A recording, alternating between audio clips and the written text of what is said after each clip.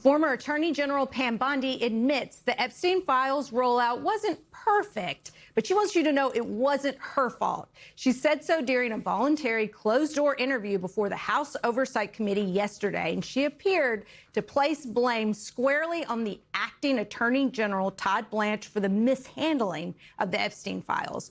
Although she later disputed this characterization and said Blanche's ethics are, quote, beyond reproach. During her prepared remarks, Bondi said that she, quote, did not lead every aspect of this effort or conduct that document review herself, adding that she delegated that process to Blanche. But current and former DOJ officials tell the New York Times that, quote, not only was Bondi informed of every key development in the Epstein case, but she also signed off on every major decision, including by issuing a memo in July 2025 that formally ended the government's review of the files. Joining us now, Democratic Congresswoman Yasmin Ansari of Arizona. She sits on the Oversight Committee and is one of the lawmakers who grilled Bondi yesterday. So, Congresswoman, can you talk us through how this entire hearing unfolded, starting from the agreement that Bondi apparently struck that this was not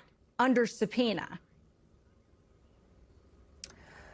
First of all, thank you so much for having me. The crimes and corruption within the Trump administration and this Department of Justice that has clearly been weaponized is so extreme. Yesterday, Pam Bondi came before us for something called a transcribed interview, which means that it was behind closed doors. She was not under oath, and there was no video recording.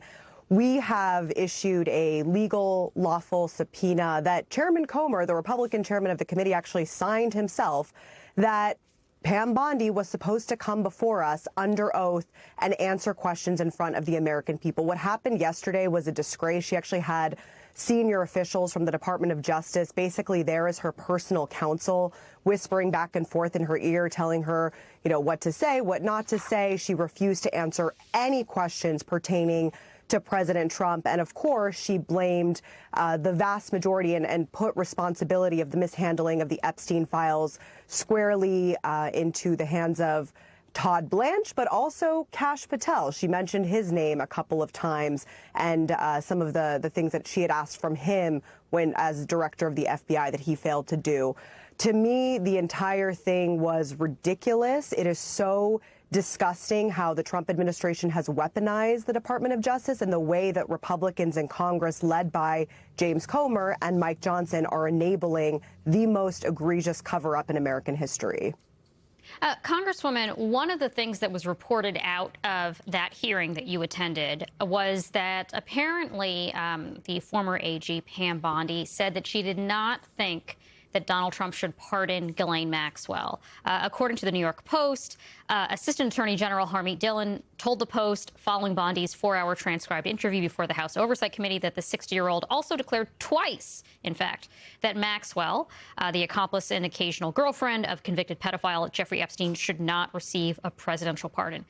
What more can you tell us about the context in which those statements were apparently made, that twice Pam Bondi said that Maxwell should not receive a pardon? And are you encouraged by those comments from Bondi?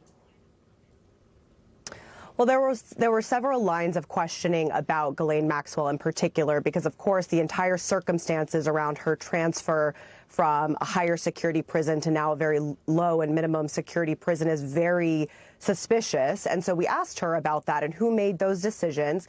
That is one of the areas in which she really talked about Todd Blanche and mentioned that she didn't know, you know, how it came to be that Todd Blanche went to interview Ghislaine Maxwell, whether Maxwell's team had reached out or the Department of Justice had reached out. So, you know, she said it was he who decided to do so. He went and interviewed her. And then she said she did not know how the decision came that she was moved and that we would have to ask the Bureau of Prisons about that.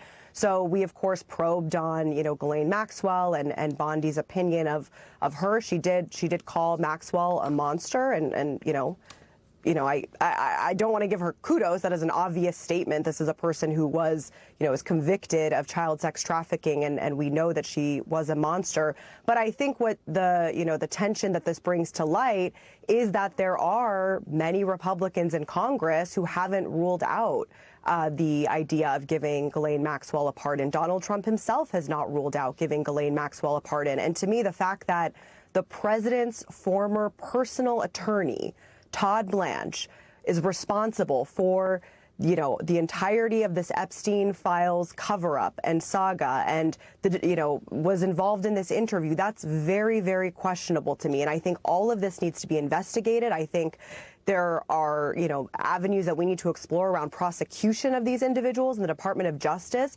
The fact that so many Jane Doe's identities were revealed in the rollout of the Epstein files. To me, that is witness tampering. To me, that means that the Department of Justice was trying to scare these survivors from speaking out. And now that I know that Todd Blanche was running all of this, it makes all the more sense.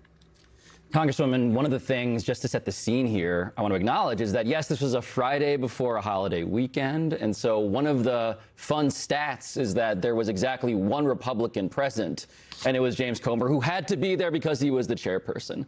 So you're talking about political damage and the political costs potentially. What does it say to you that no other Republicans showed up?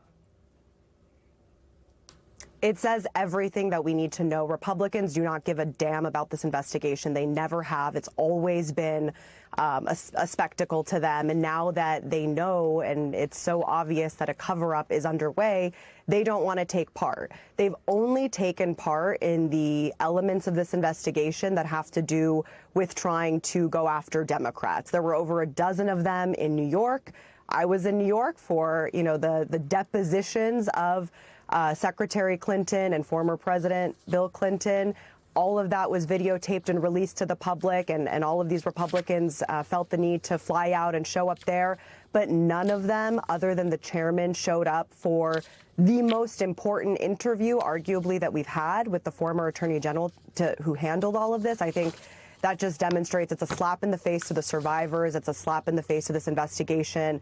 But my message to them is we're not letting this go. This is just the beginning of this investigation, and accountability will come for not only the people who perpetrated and enabled Epstein's crimes, but for the people in the Trump administration and any other administration who were part of the cover-up.